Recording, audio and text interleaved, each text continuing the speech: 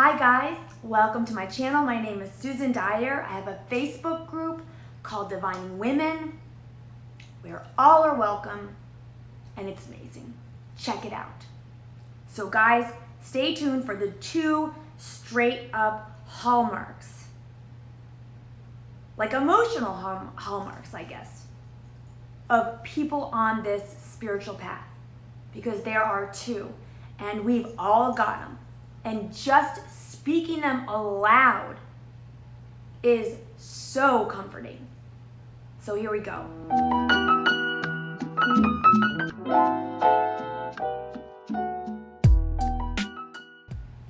So you might identify with starseed or earth angel or lightworker or whatever the F you identify with.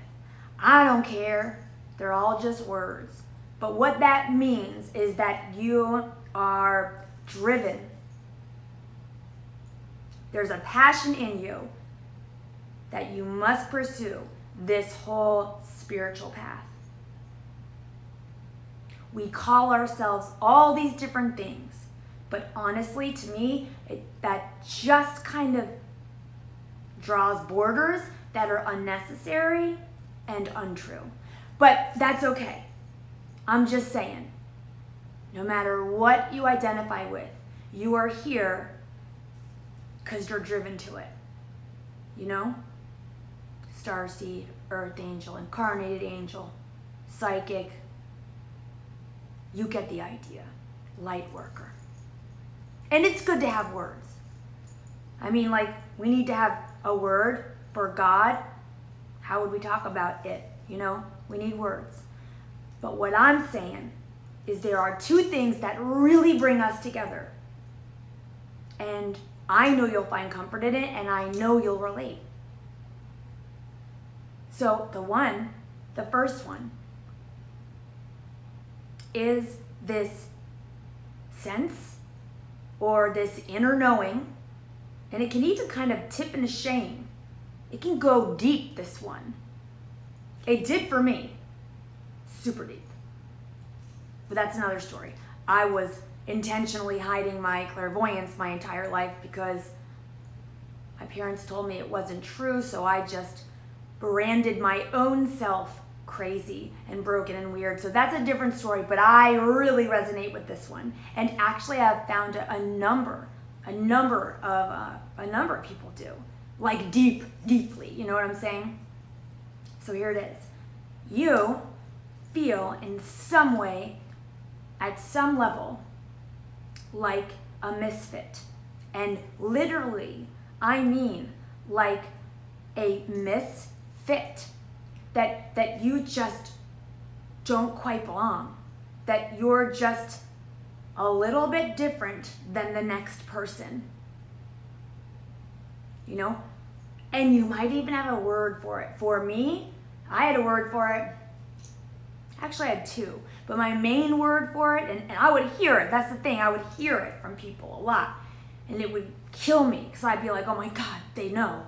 They know that, like, I'm living in a screensaver and I don't know what this is, right? I hear the word ascribed to me a lot.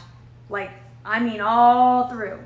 Literally. Like from the playground days to guys breaking up with me because of it.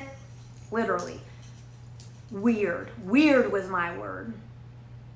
There was like a light dabbling of spazzy too, but you know, whatever. That kind of paled in comparison to weird. Weird just like threw a javelin of fear into my heart. I had a 6th grade teacher, Mr. Hughes. I don't mind saying his name. He sat me down in the library while I was researching medieval times. I was doing a report on a court jester. Having like a totally good time, actually. And Mr. Hughes sat down for me in a real rich and fancy private school, mind you.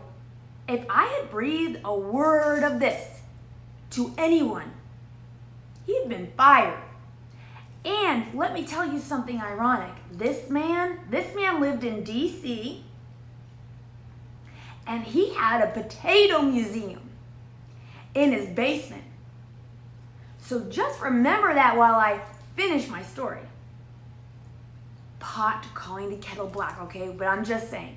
So Mr. Hughes sat me down in this rich and fancy private school in 6th grade, and he said to me, Susan, this is a quote actually. I'm blessed with a, what's that called? Photographic memory. Now it's not as good as it used to be. It literally was effortlessly photographic in 6th grade, but thanks to a lot of drugs and alcohol, it's dimmed somewhat. I am sober almost 19 years, but that's another story. Mr. Hughes sat me down and was like, Susan, you are not going to make it in this world unless you become less weird. Yeah, so I did not know what to say, right? I'm just like looking at gesture pictures. I had nothing to say because I already knew that. He didn't even know the half of it. He didn't even know there was like a huge, red throbbing mass right to his right. And I'm just like trying not to stare at that. And I'm, trying not to be distracted by the fact that the walls of the library actually look like water to me. So, he was picking up on something, but he was picking up on the tip of an iceberg that I already knew about and that I lived in constant fear and shame about. So usually with people like us, in whatever way, you might not be like clairvoyant, or I'm just saying, in whatever way, it could be subtle. It could be like your siblings are kind of one way and you're not. Maybe you're the black sheep of the family, or maybe you're the golden child of the family and you don't want that either. And you're like, wait, I want to be closer to my siblings, but like somehow I got like framed as this golden child, and actually, my relationship with my siblings are strained because of it. Or when you look out in society, you're like, God, like I don't really feel drawn to this societal norm. Whatever it is. And guys, when you emotionally investigate that, what is underneath that feeling is actually homesickness. We don't often incarnate here on earth. We do when there's some kind of a tipping point. But again, it's not our natural state. And being in a body is especially unnatural for us. There's a lot going on. Okay, second thing is this. What is the second thing? Oh yeah, there is a sense of a ticking clock, a sense of I'm supposed to be doing something here. Like I feel driven and I feel like I must know my life purpose, as if there's only one. But again, that's another video. There's not just one. There's not. Relax. There is a freaking spectrum of them. But that's another video.